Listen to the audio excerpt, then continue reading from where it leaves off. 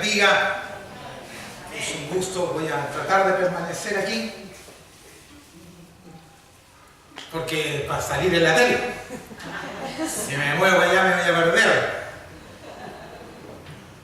Hermanos míos, permítanme antes de entrar en la materia que me corresponde, la temática que tocaré, hacer un resumen de lo que hemos estado viendo esta tarde, ¿no? El hermano Cristian estuvo planteando la caída del hombre, esta gran tragedia humana que tiene que ver con el pecado, con esta llegada del pecado al corazón del hombre. Dios crea al hombre y lo crea a su imagen y semejanza. Por lo tanto, el hombre tiene cualidades bondadosas, tiene cualidades buenas. El hombre es semejante a Dios. Es creado por Dios así, con un libre albedrío, con la capacidad de tener libertad, de ser libre. Pero este hombre desobedece a Dios, como bien nos planteaba nuestro hermano, y decide tomar un camino equivocado, teniendo todos los árboles del huerto para comer, y teniendo más aún el árbol de la vida, al cual también tenía acceso a comer, decide comer del árbol que no le es permitido, que es el árbol que está en medio de él. El hombre decide tomar una mala y trágica decisión. Y por esa decisión, el pecado entra en el ser humano. Y en Adán estábamos todos representados. Y en Eva también. Estaban todas representadas ahí. Así que cuando nos preguntamos qué hubiéramos hecho nosotros en el lugar de Adán, los varones, y qué hubieran hecho las mujeres en el lugar de Eva, sin duda, ¿qué podríamos decir? ¿Qué hubiéramos hecho nosotros? ¿Qué hubiera hecho Rodrigo si hubiera estado en el lugar de Adán? Lo mismo, todos los hombres cortados con la misma tijera. ¿Y qué hubiera hecho la hermana Carmen Gloria si hubiera estado en el lugar de Adán? Lo mismo. Sí. En Adán y en Eva estábamos representados todos. Ellos cayeron, caímos todos juntos con ellos. Y no es por culpa de ellos, por culpa de la naturaleza esta, y el hombre cae y adquiere esta naturaleza caída. Dice, querido hermano, yo quiero que hoy tome su Biblia, esté atento, porque le voy a pedir que busque texto y que los lean en más de alguna oportunidad, así que tenga su Biblia en la mano, aprovechemos de usar las escrituras todos, así que todos los que han traído sus Biblias, los que lo tienen en sus celulares, en sus tablets, bien busquen.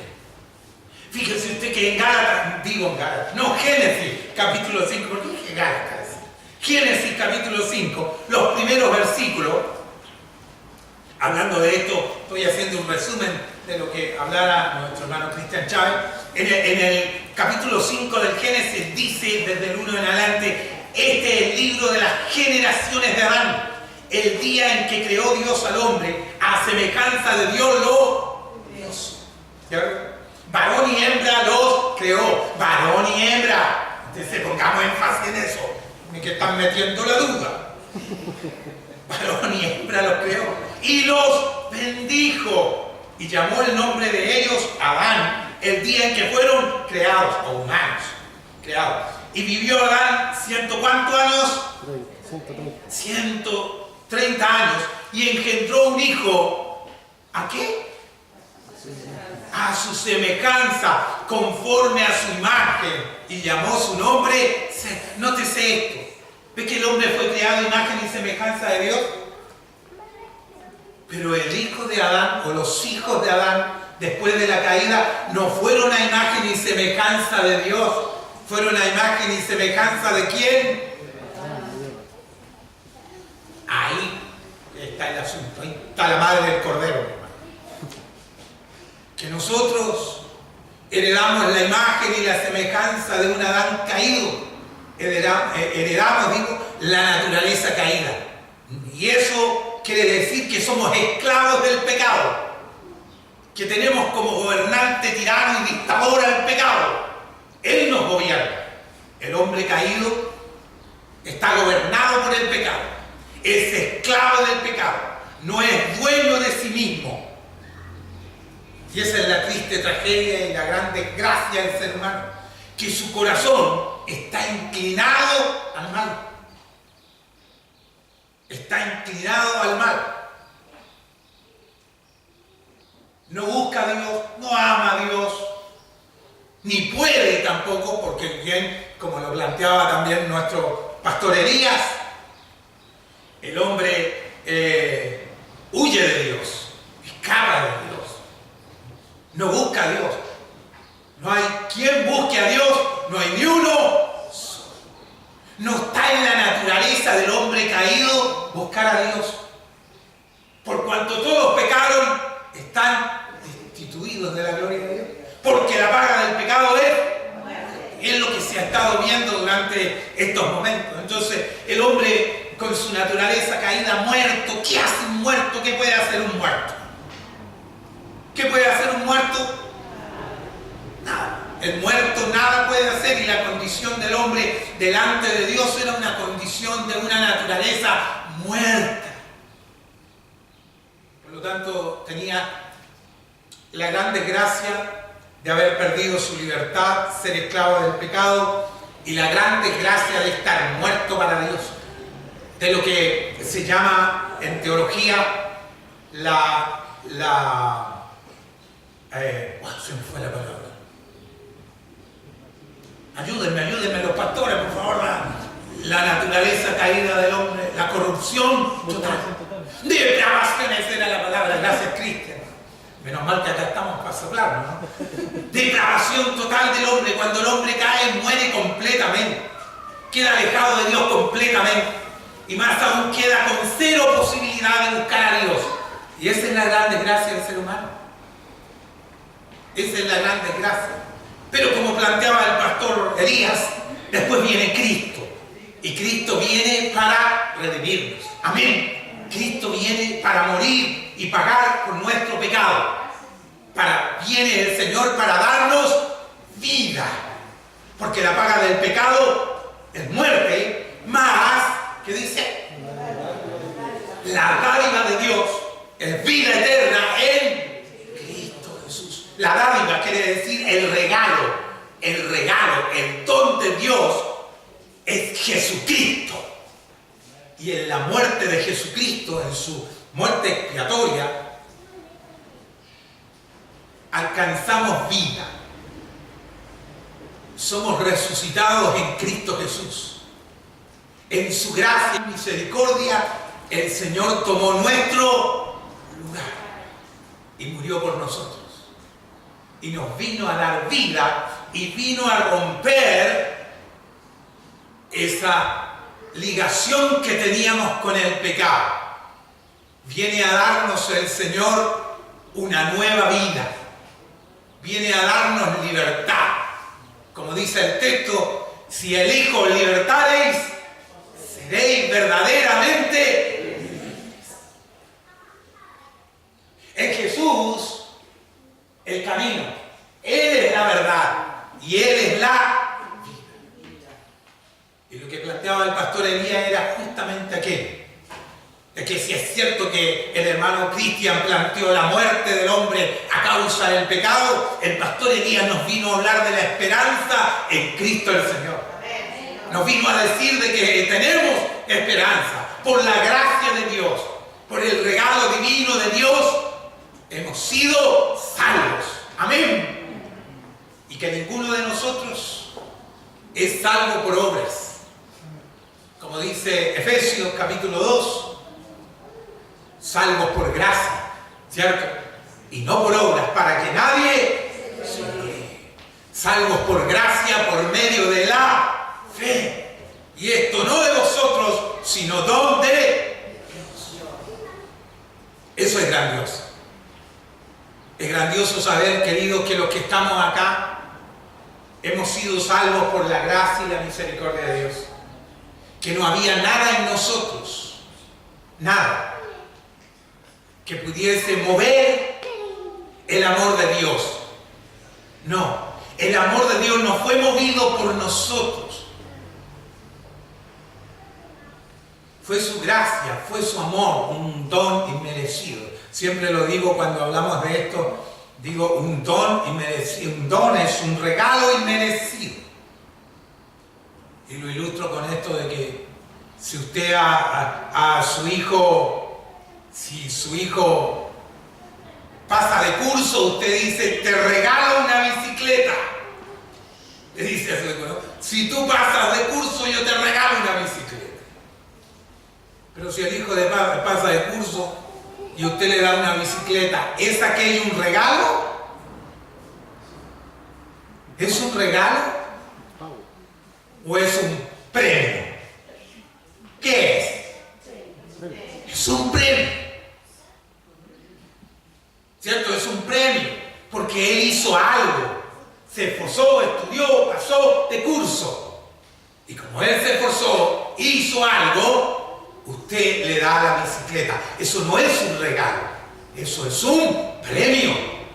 Lo estoy premiando por haber pasado de curso. Lo estoy premiando por sus notas. Lo estoy premiando. Pero si su hijo queda repitiendo y lo echan del colegio, lo vamos a poner bien claro. Reprobó, repitió y lo echaron del colegio. Y usted le regala una bicicleta. Eso es regalo. Eso es un regalo. Inmerecido. Porque este cabrón no se lo merece. Repitió y lo echaron del colegio. Reprobó y lo echaron. Y yo le doy una bicicleta. Eso es un regalo inmerecido. Eso es un don. No se lo merece, pero se lo doy por amor. Se lo doy porque a mí como padre me place dárselo.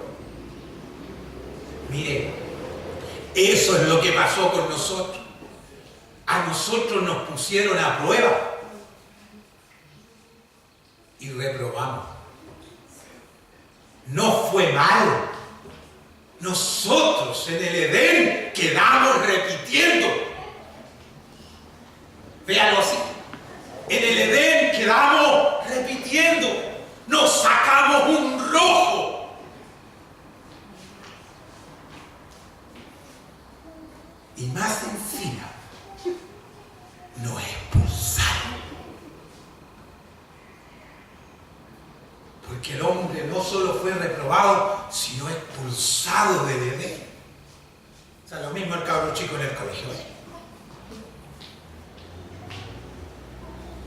Alguien que repite y lo expulsan, todo lo que le den será un regalo. Todo lo que reciba después de ahí será un regalo, porque no se lo merece. Pero por gracia le es dado. Nosotros reprobamos en el Edén. Nos sacamos un rojo y nos expulsaron. Pero a Dios le plació regalarnos la salvación. Lo que no merecíamos nos lo dio. ¿Lo entiende ahora? ¿Lo está captando? ¿Lo está entendiendo? Eso es un regalo. Eso se llama gracia. Y eso es lo que recibimos. Nuestra naturaleza caída nos constituía en enemigos de Dios. Nosotros no buscamos a Dios. Dice que no hay quien busque a Dios. No hay ni uno solo. Él nos buscó. Ni siquiera nosotros escogimos a Dios. Él dice, no me elegisteis vosotros a mí, sino que yo os elegí a vosotros. ¿Se da cuenta? Ninguno de los que está en esta sala merecía la salvación. El alma que pecare, esa morirá. Porque la paga del pecado es muerte. Por cuanto todos pecaron, están destituidos de la gloria. Así que, queridos, el que Dios nos haya elegido es gracia. Porque ninguno de nosotros tiene más atributos ni es mejor delante de Dios que ninguno de los que está allá afuera. Ninguno de nosotros fue elegido por ser mejor, más buena persona, mejor moral. Hay gente allá afuera que tiene buena moral y son buenas personas, pero no han sido alcanzados por la gracia de Dios. Y nosotros, sin ser mejores que ellos, por la pura gracia y misericordia de Dios, nuestro corazón y entendimiento fueron abiertos para comprender el Evangelio, para entender la fe y ser adoptados como hijos de Dios. Amén. Amén. Es por pura gracia. No hay ninguna obra en nosotros que nos alcanzara para ser salvos. Ninguna. Lo decía el pastor Elías. La mejor de nuestras obras es como un trapo de inmundicia. Imagínense. Por eso que el Evangelio no es por obras, porque si fuera por obras, ninguno de nosotros sería salvo. Ninguno. Porque no es de quien quiere. Y no es de quien corre, sino de Dios que tiene misericordia.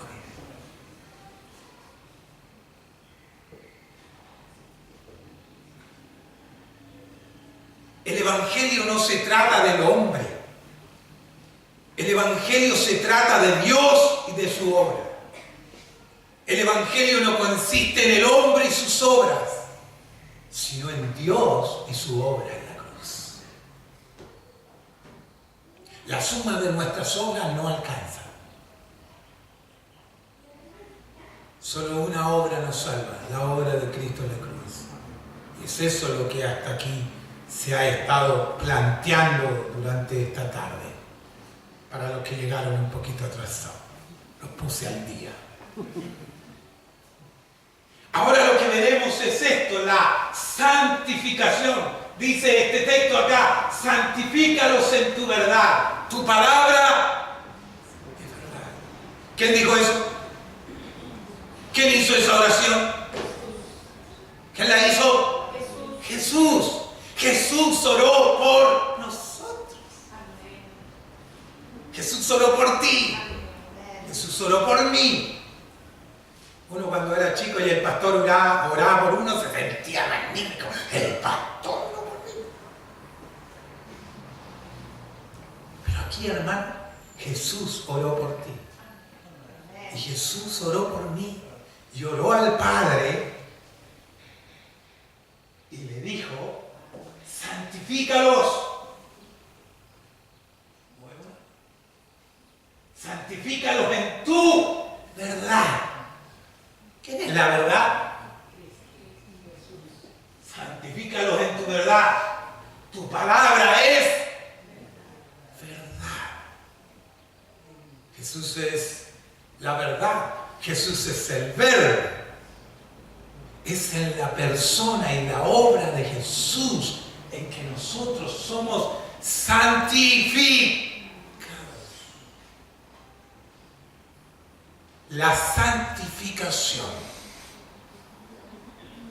Declarados santos.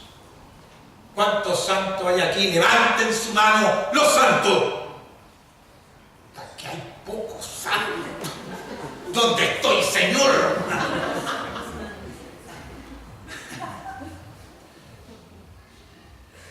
Somos, la santidad es algo que nos es imputado por la obra de Cristo en la cruz. Somos declarados santos por Dios porque Jesús murió por nosotros en la cruz. Y cuando Él nos ve a Jesús y su obra, y eso nos declara a nosotros santos. Y la santificación es el proceso en el cual estamos actualmente siendo tratados por Dios.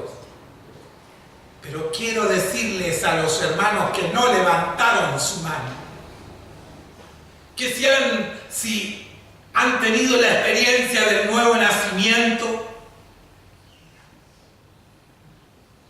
y el Señor habita y mora en sus corazones, son santos.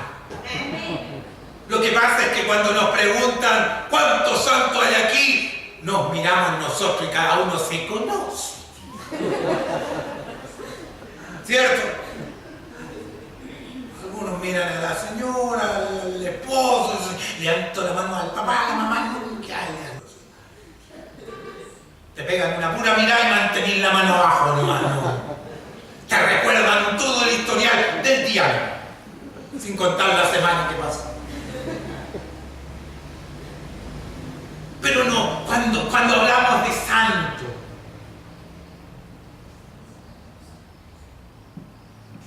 tenemos que cuidarnos de los falsos conceptos de la santificación. Hay por ahí en la iglesia evangélica flotando ciertos conceptos errados acerca de lo que es ser santo, de lo que significa en sí la santificación.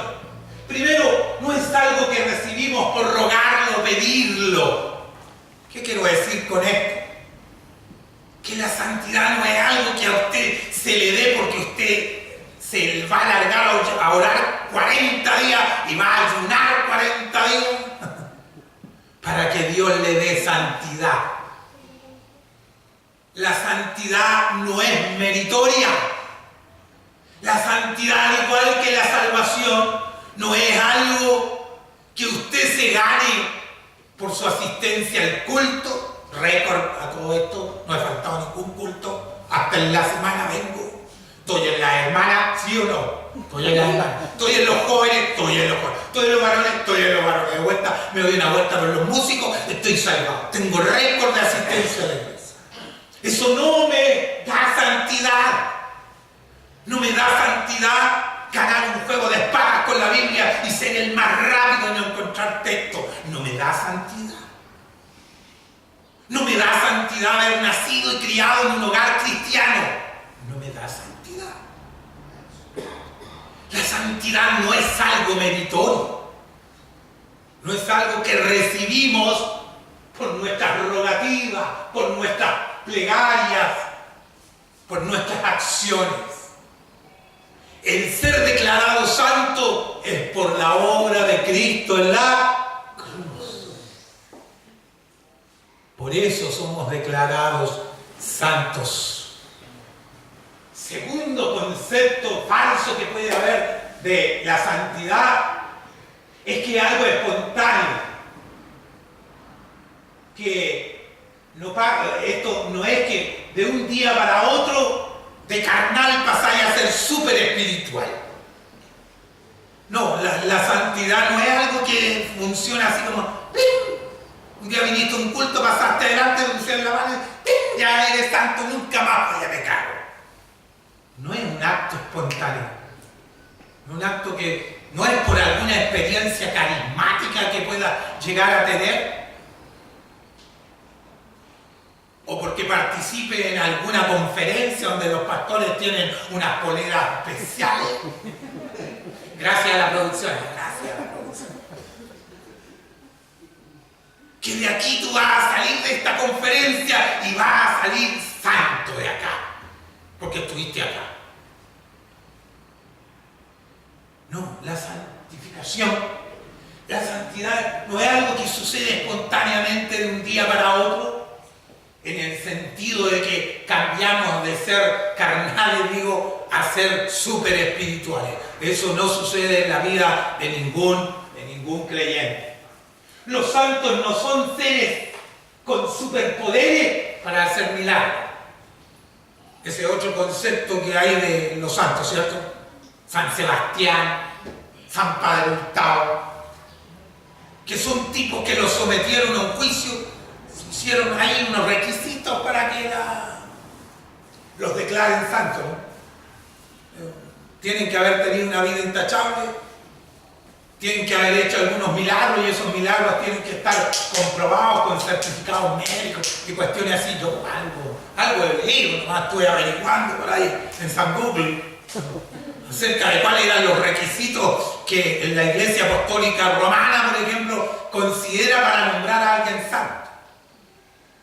No, ese es un concepto equivocado de santidad.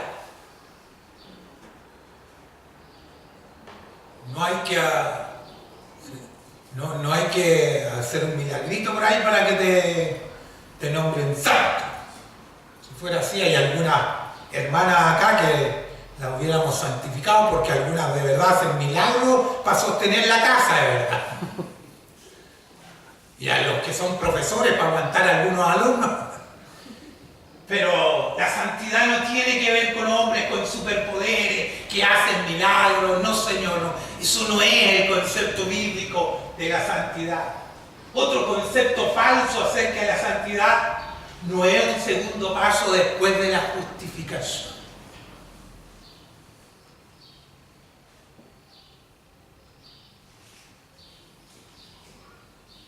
La relación entre la justificación y la santificación es que no es que primero somos justificados y después tenemos la santificación como algo opcional, que como que la santificación viene después de la justificación.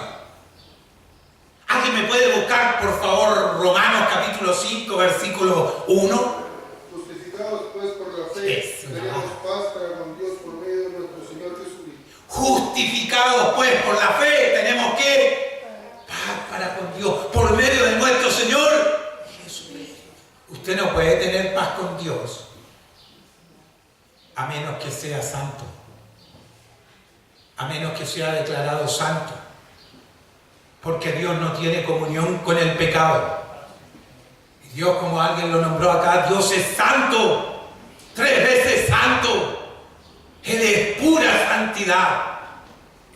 Y aquí dice que al ser justificados nosotros tenemos paz para con Dios. Pero si no hemos sido santificados, si no hemos sido declarados santos, no podemos tener paz con Dios. Con un Dios que es santo, santo, 3 veces santo, no se puede tener paz si no se tiene santidad. Por eso que la santidad está ligada a la justificación. La santidad sucede en el mismo instante en que somos justificados, en el mismo instante de la regeneración somos declarados santos. Si no, no podríamos estar en la presencia de Dios. Si no, el Espíritu Santo de Dios no podría habitar en nosotros. Amén. Amén. Gracias, hermana, por lo menos usted me apoya. No puede ser. La justificación y la santificación son 2 elementos que funcionan y actúan en el mismo momento. En el momento en que somos justificados, estas no son 2 cosas separadas. No es que suceda una después de la otra. No se puede ser justificado, pero no santificado, o aceptar la justificación y tener la santificación como algo opcional. Como que alguien dice, bueno, yo acepto la justificación, acepto el perdón de mis pecados, pero la consagración, la santificación, eso no lo veré en el tiempo. ¿No? ¿No? Usted no puede decir yo soy salvo, pero eso de ser santo será un paso más adelante. La santificación no es solo voy a dejar para mañana. No funciona así. No funciona así. Romanos 5.1 ya lo leímos, no se puede tener paz para con Dios si no es en santidad. Al ser declarados justos, o sea, como quien nunca cometió pecado, nuestra relación con el pecado ha cambiado. ¿Entiende eso? Cuando somos declarados justos, nuestra relación con el pecado cambia. Cuando somos regenerados, nuestra relación con el pecado cambia. Antes éramos ¿qué? Ahí tenemos algunas citas, me parece. El capítulo 6 de Romanos. Este es el libro que, como decía el hermano Cristian, nos habla de la justicia de Dios.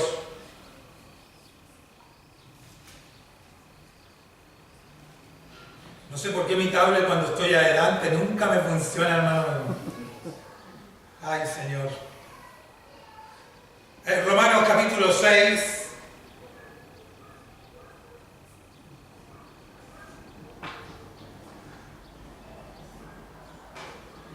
Sería bueno leer el capítulo entero de Romanos 6. ¿Les parece si leemos el capítulo entero de Romanos 6? ¿Les molesta? No, no les molesta. No hay problema, lo vamos a leer entero. Voy a leer 3 versículos yo y 3 versículos ustedes. ¿Les parece? Así lo compartimos. En la Reina Valera, por favor. Reina Santa, Reina Valera. No me cambien la... No, está bien, es que vamos para que leamos lo mismo. ¿No? Dice Romanos capítulo 6, comienza el versículo 1. Leo los 3 primeros y ustedes los 3 que siguen. ¿Qué pues diremos? ¿Perseveraremos en el pecado para que la gracia abunde?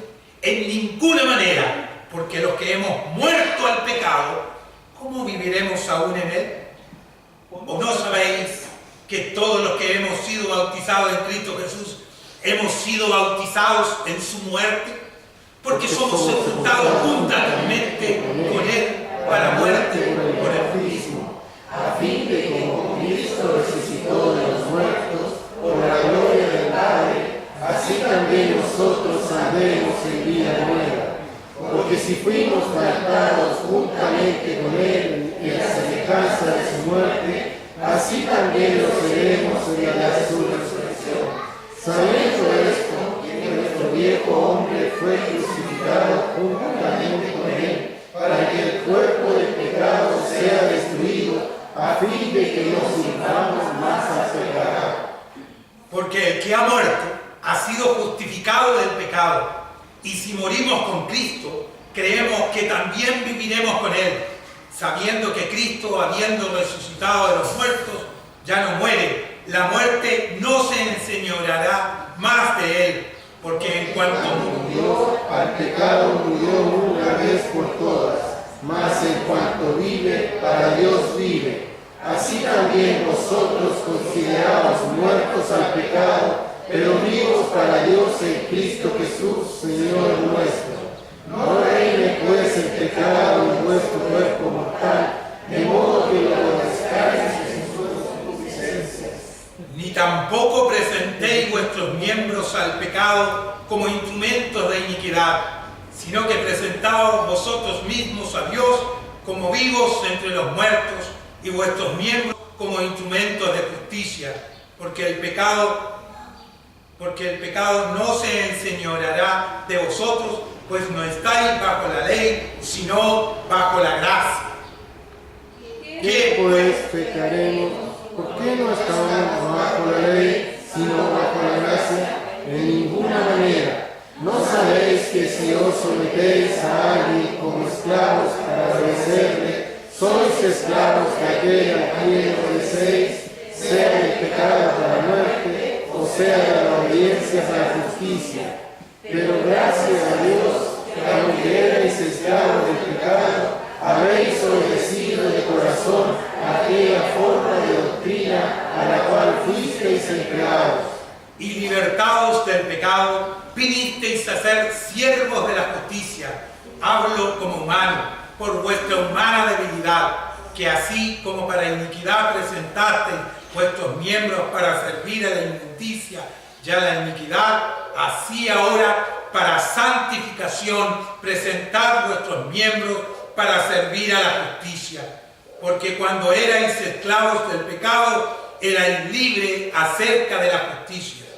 Pero ¿qué fruto teníais de aquellas cosas de las cuales ahora os avergonzáis? Porque el fin de ellas es muerte. Mas ahora que habéis sido libertados del pecado y hechos siervos de Dios, tenéis por vuestro fruto la santificación y como fin la vida eterna. Porque la paga del pecado es muerte, mas la dádiva de Dios es vida eterna en Jesús, Señor nuestro. Al ser declarado justo, cuando hablamos de justificación, hablamos de la liberación del creyente de la tiranía del pecado. Este ha dejado de ser esclavo del pecado. Este ya no lo domina, no lo controla. Si el Hijo libertare, seréis verdaderamente libres, porque el pecado no se enseñoreará de vosotros, pues no estáis bajo la ley, sino bajo la gracia. Hermanos míos, cuando nosotros hemos nacido de nuevo, cuando hemos sido justificados y hemos sido declarados santos, decíamos, nuestra relación con el pecado ha cambiado. Eso es lo que nos dice el capítulo 6 de Romanos. Esto es lo que el capítulo 6 de Romanos nos dice, es cuál es ahora, siendo creyentes, nuestra relación con el pecado. Antes, cuando no éramos creyentes, cuando no habíamos nacido, éramos esclavos del pecado. No éramos libres, no teníamos libertad, Él nos dominaba, nosotros amábamos el pecado, vivíamos en el pecado, nos deleitábamos en el pecado. ¿Se fija que la gente que no conoce al Señor le da lo mismo el pecado? ¿No le incomoda? ¿No lo hace sentirse mal? ¿Se da cuenta que ellos no pueden dejar el pecado?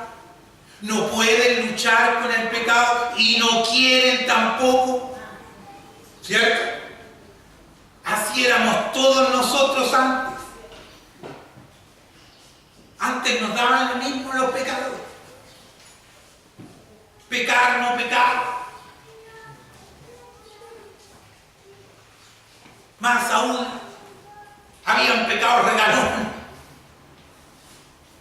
Y estábamos, y aunque a veces no quisiéramos pecar, aquello era más fuerte que nosotros y nos gobernaba. Pero una vez que hemos nacido de nuevo, querido hermano, nuestra relación con el pecado cambió. Eso se llama santificación. En eso consiste la santidad. No en ser perfecto, no en no cometer errores, no cometer pecado. Consiste en no amar el pecado, en no vivir en el pecado. Porque nosotros, después de creyentes, aún tenemos en nuestro corazón una naturaleza caída, ¿cierto? Que tiene tendencia al mal. Pero, como hemos nacido de nuevo y tenemos el Espíritu Santo en nuestras vidas, y nos ha sido imputada la santidad del Señor, nuestra relación con el pecado es distinta. Ahora no lo amamos, no lo queremos, no nos sentimos cómodos con el pecado. Y aunque cometemos pecado, no es nuestra forma de vida. Y tenemos la bendición de ser libres del pecado, de luchar contra el pecado y vencer el pecado. Porque tenemos el Espíritu de Dios con nosotros. Y el Espíritu Santo está allí para recordarnos que lo somos y para amonestarnos en nuestros pecados y no dejarnos tranquilos. Nuestra relación con el pecado cambió. Antes éramos amigos, éramos juntas con el pecado. Pero ahora ya no queremos nada con el pecado. Algo cambió en nosotros. Algo sucedió dentro de nosotros el día que nacimos de nuevo. Amén.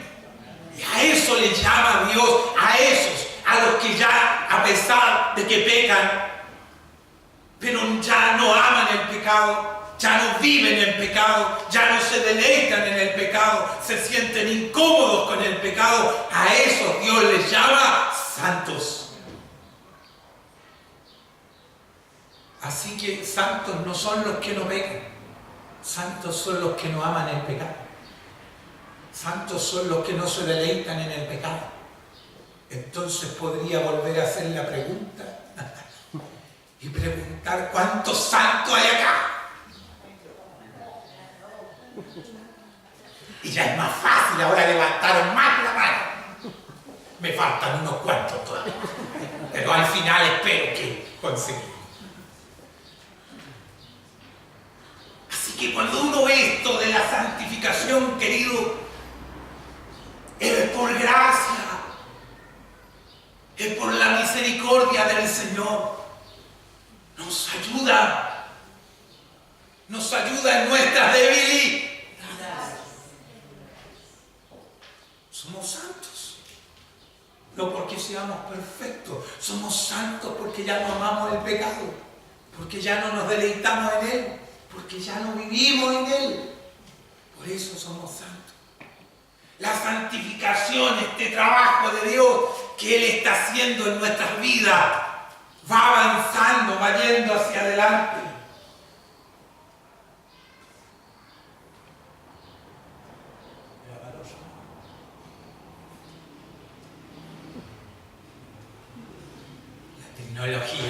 tecnología. Sin santificación no hay justificación.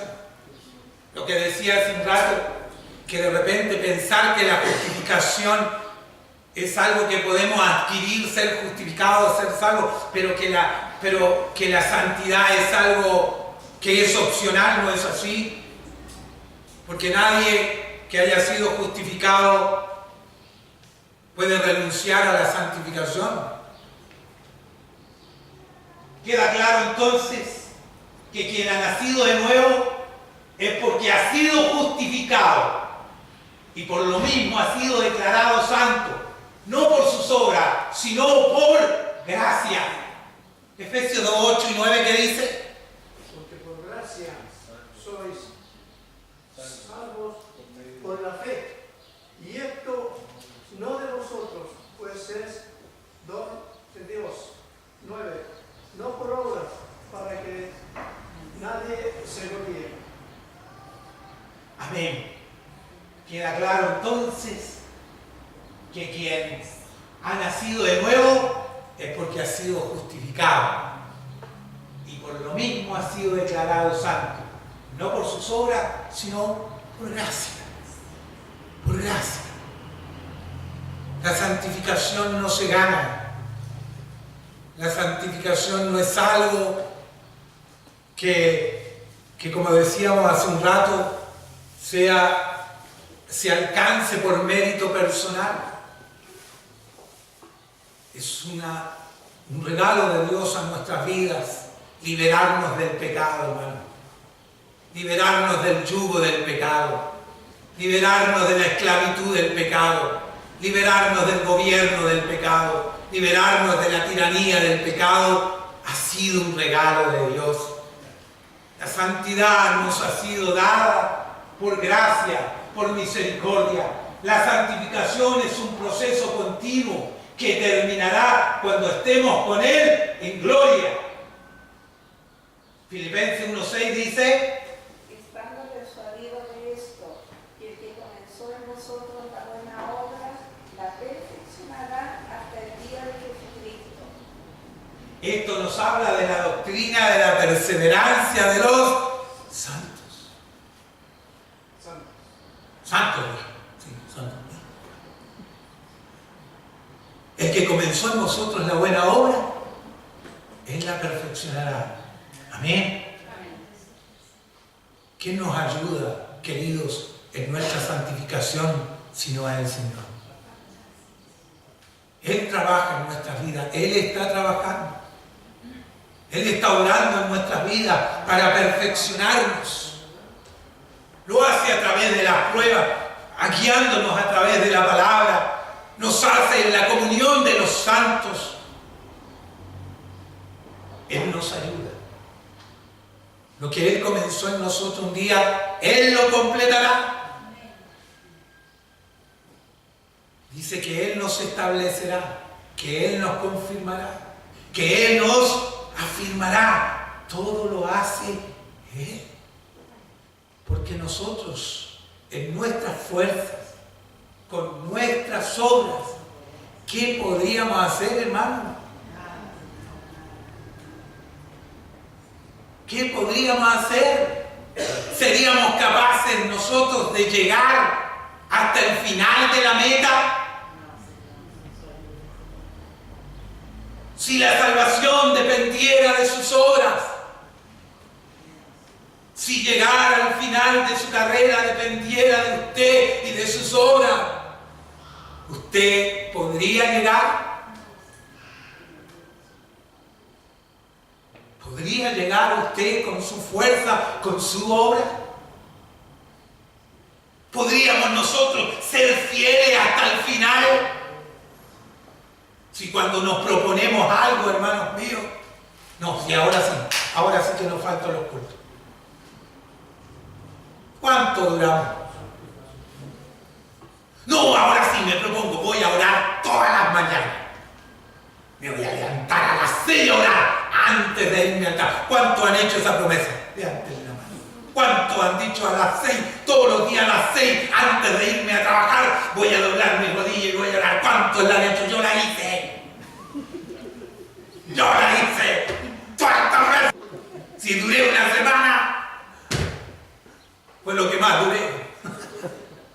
Si mi salvación dependiera de mi vida de oración.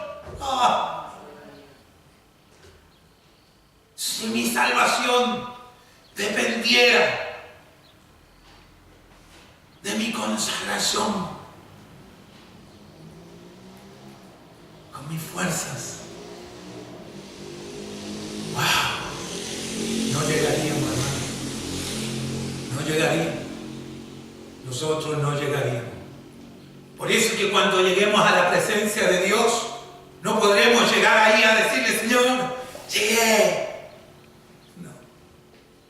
Porque sabremos que si llegamos, habrá sido gracias a Él.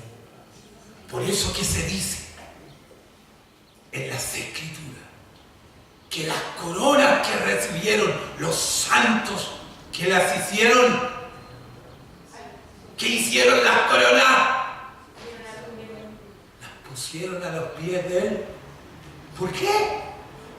¿Por qué se me la gané?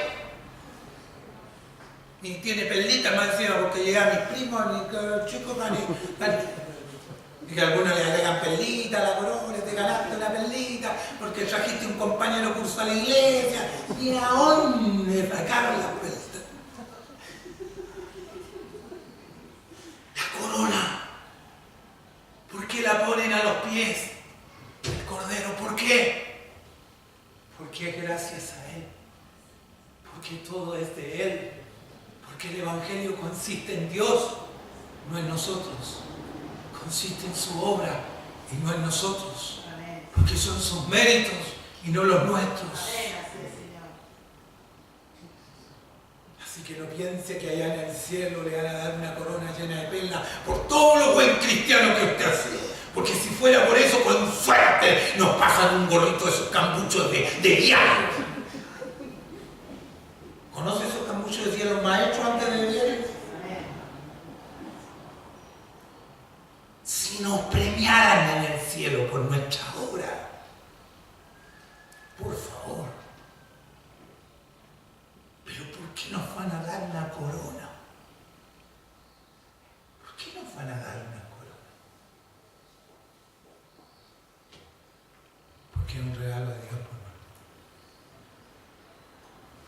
Porque es la gracia misma sobre nuestra cabeza. ¿Algunos de ustedes vieron Narnia? ¿Algunos la vieron? ¿Leyeron el libro Las Crónicas de Narnia de C.S. Lewis? El primer libro, el del ropero. ¿Se acuerdan de que son 4 hermanos? Peter, Edmundo, se me olvidó, Lucy y Susan. Los 4 hermanos, gracias, me salvan. 4 hermanos, Crónica de Narnia, C.S. Lewis. Edmundo traicionó a sus hermanos.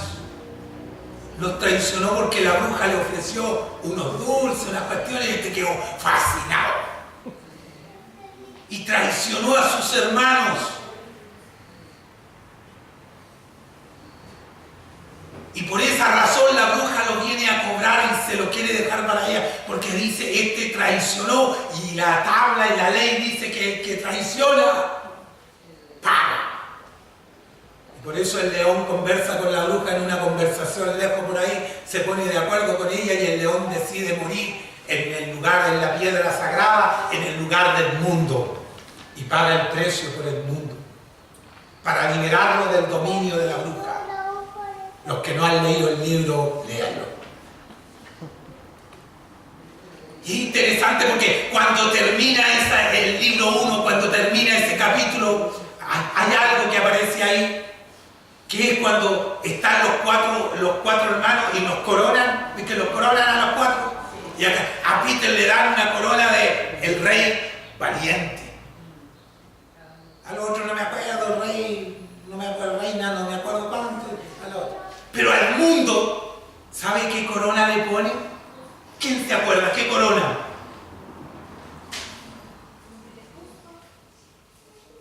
El justo. ¡El justo! Le pusieron la corona del justo al traidor. yo se la quito. Yo se la quito. Pero dice la historia que al mundo, al que lo había traicionado, le pusieron la corona del rey justo y lo nombraron rey justo. Al mundo. ¿Por qué? Porque el león murió en su lugar.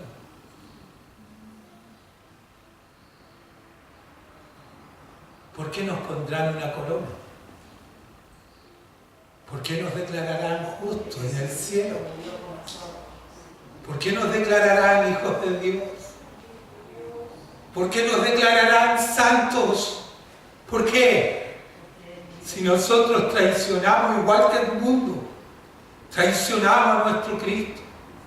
Porque cuando los hombres lo crucificaron, allí estábamos nosotros. Porque al igual que en el huerto de Edén, que hubiéramos hecho lo mismo de Adán, que hubiéramos hecho nosotros delante de Pilato cuando pregunta, ¿qué hago con Jesús el justo? ¿Qué hubiéramos gritado nosotros? Crucifícale, crucifícale, también lo hubiéramos gritado. ¿Por qué entonces nos ponen la corona de justicia? Porque Él murió por nosotros. La santificación tiene que ver con Dios. La santidad es obra de Dios. La justificación es obra de Dios. La regeneración es obra de Dios. Nada tiene que ver con nuestras obras. Somos nada más que beneficiarios de su sublime gracia. Somos nada más que beneficiarios y merecedores de su gracia, de su perdón, de su amor. La santificación es algo que Dios va haciendo con nosotros. Quien no muestra santidad en su vida, quien ama y se deleita en el pecado y el pecado no le incomoda, no ha nacido de nuevo. No existe el salvo, siempre salvo. Ahora vivo como quiero, total ya soy salvo. Quien piensa así no tiene el Espíritu de Dios. No es que vaya a perder su salvación. El tal nunca la tuvo. Nunca la tuvo. Todo creyente innatamente busca la santidad. Es algo que surge de su naturaleza.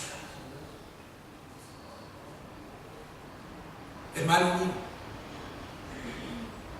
nadie que se diga creyente y no viva buscando la santidad es salvo.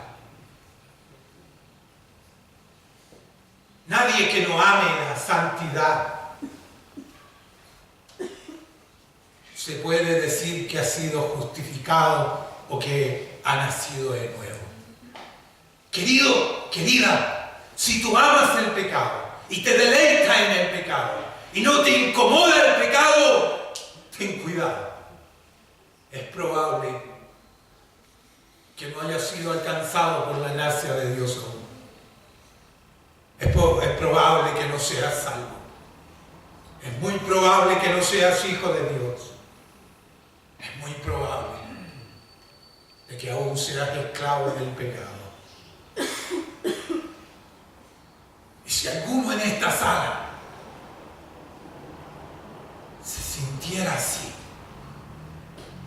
clame a Dios. Clame a Dios. Y ruegue a Dios que tenga misericordia de ti. Que obre gracia contigo. Porque esa es la predicación del Evangelio. La predicación del Evangelio no es Jesús golpeando el corazón del hombre pidiéndole entrar en su corazón. No. Eso es falso. Eso no es bíblico. El hombre Jesús no es el que golpea el corazón del hombre. es el hombre pecador que tiene que golpear el corazón de Dios, pidiendo clemencia al Dios de los cielos.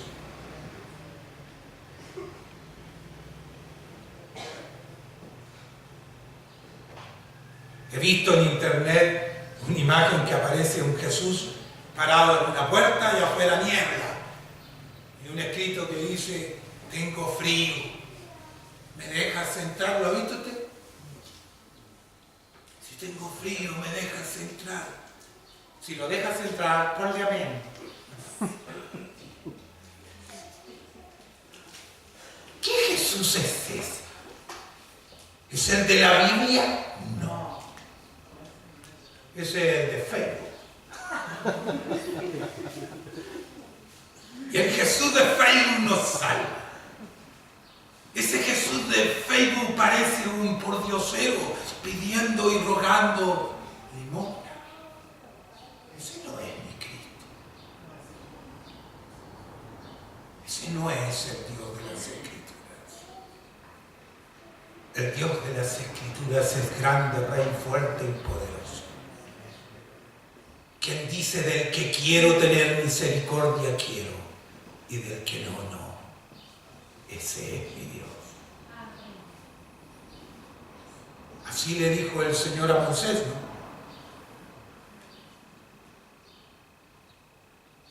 De quien quiera tendré misericordia, porque no es de quien quiere ni de quien corre, sino de Dios que tiene misericordia.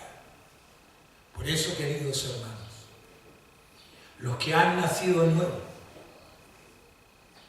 los que han sido justificados, son santos. Están en un proceso de santificación. Ya no son esclavos del pecado, no lo aman ni se deleitan en él, sino que viven en santidad. Si cada vez que pecas sientes en tu corazón dolor, eres nacido de nuevo.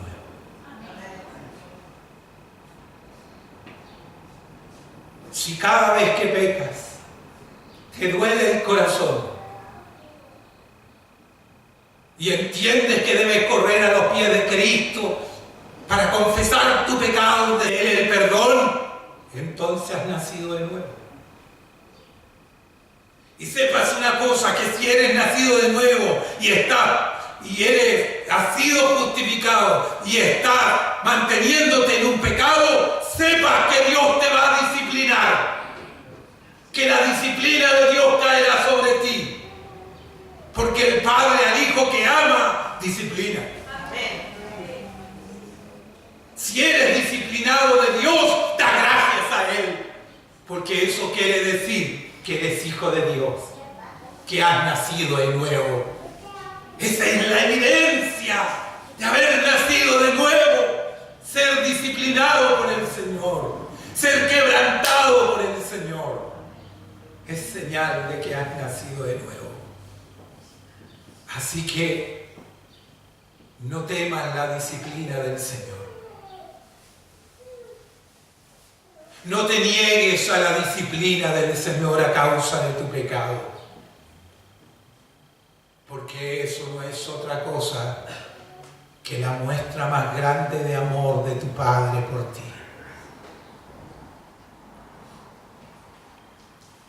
La santificación es ese proceso en el cual estamos todos, pero es un proceso que está siendo guiado por el Señor. Es un proceso al cual vamos con la ayuda del Señor. Nos dejó su palabra, nos dejó su Santo Espíritu, para que aquello llegue a una buena culminación.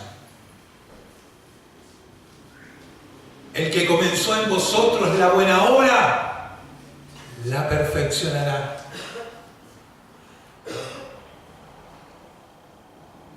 Hasta que lleguemos a obtener la vida eterna. Quienes han sido justificados, quienes han nacido de nuevo, quienes han sido declarados santos, tienen garantizada la salvación. No la perderán.